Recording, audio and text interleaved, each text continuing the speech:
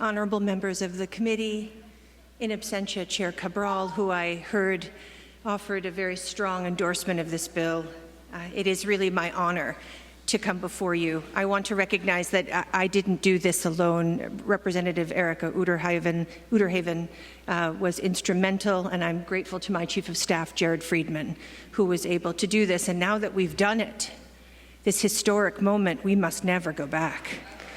People,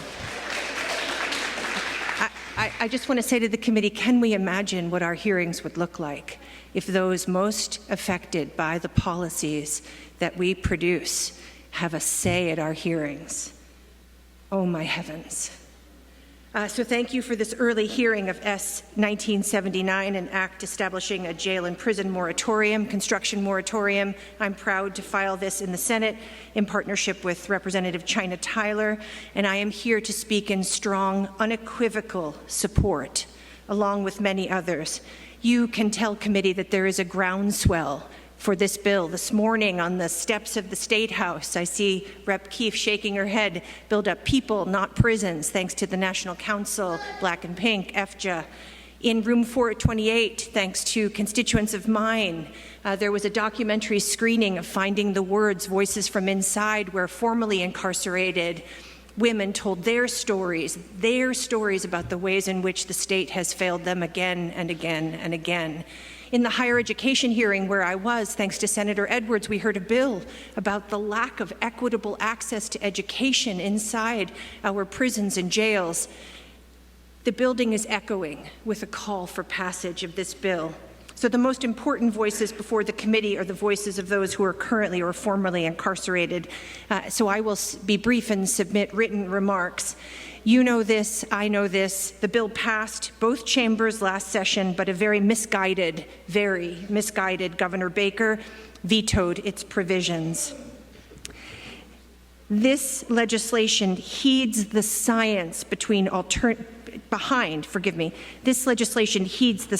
behind alternatives to incarceration, proven in study after study. It heeds the science of medical parole, proven to be effective, and the well-understood necessity of funding after incarceration support, as well as the work to address the root causes of incarceration. Lack of access to public education, that's early ed to public higher ed, lack of access to affordable housing, and lack of access to quality and affordable mental health and substance use treatment, health care, job training, employment opportunities, transportation, and the list that we just heard for these last minutes goes on and on and on from there, from the testimony of the folks from SUSA and MCI Framingham. I am not alone in believing that there is no such thing as trauma-informed prisons and jails. No such thing. Incarceration is inherently traumatic. Residents of the Commonwealth need and deserve community-based services and opportunities, alternatives, after incarceration support, medical parole. That is what is called for. So all this bill does is place a 5-year moratorium on new jail and prison construction in Massachusetts, and it prevents any expansion of existing correctional facilities to increase capacity. In January of this year, Governor Healy said, quote, "I certainly support the call for no more new construction with respect to new buildings, new infrastructure," noting that she didn't want to preclude repairs. And I agree with the governor. This bill does not preclude repairs. This bill does not preclude repairs.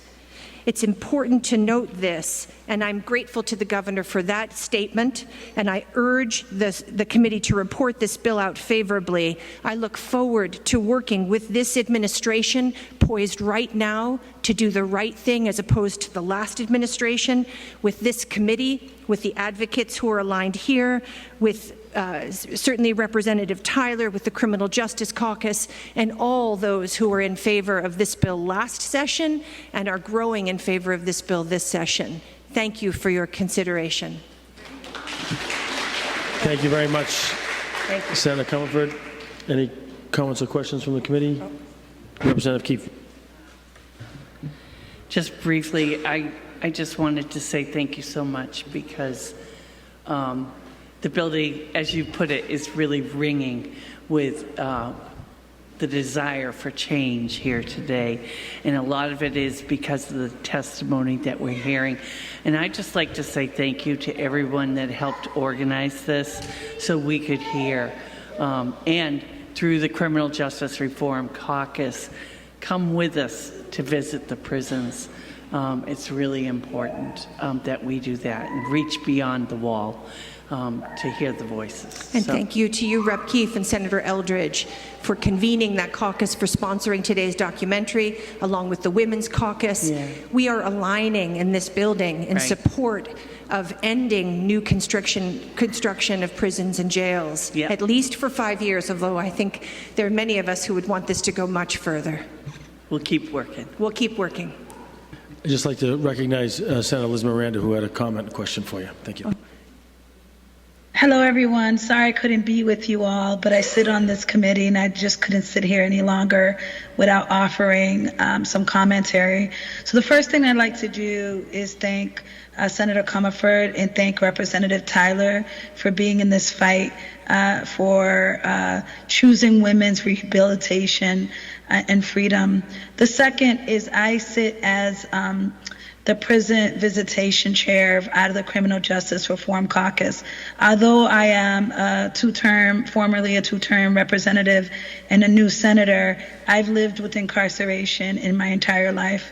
All the men in my life were incarcerated, including my father and my brothers. And when I became a representative, I was the only elected official with a sibling in the Massachusetts DOC system. And I just want to say that today, after hearing from all those women that we've visited so many times, and from Derek Washington and for the men at Sousa Baranowski, I agree with you that we should never go back. That folks that are impacted and closest to the pain should always be leading us in creating the type of policies that are about equity and justice. And this has been a phenomenal hearing. Normally, long hearings are very exhausting for those of us that are sitting, listening to every person testifying, for those that drive far to come testify. But I just want to say that we don't need a new women's prison. What we do need is to invest in the root causes of why people get incarcerated in the first place, and investing while they're there in the programs and educational initiatives that they need to survive and thrive when they are released. So thank you. Senator Miranda, thank you so much for your leadership. You may be in the Senate only for a short while, but while you were in the House and long before that, you've been a teacher of many here. And certainly you're someone I look to help set the right path forward. So I'm grateful to you. Thank you. Sandra, how are you? Is she done? Yeah. Thank you, Mr. Chair. Thank you very much. Okay, she's part of panel one. So we'll just start. Okay. All right. All right. Good afternoon. We're going to start with panel one. So we're going to call up Sashi James.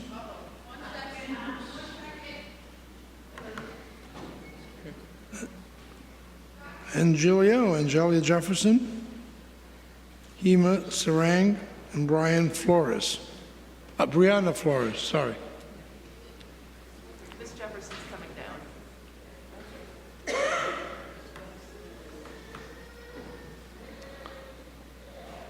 You left? No? Right. Hey, panel one, right? Yep. You took that long to go through these, huh? Took a long.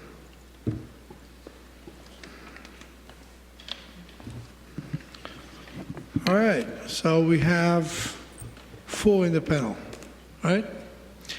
You pick who goes first. I can go first. Just identify yourself for the committee. Yes. Hi, everybody. And hi to all the supporters. We were lit in here today, and I'm really excited about that. That's because we're moving forward with no new women's prison. So shout out to everybody.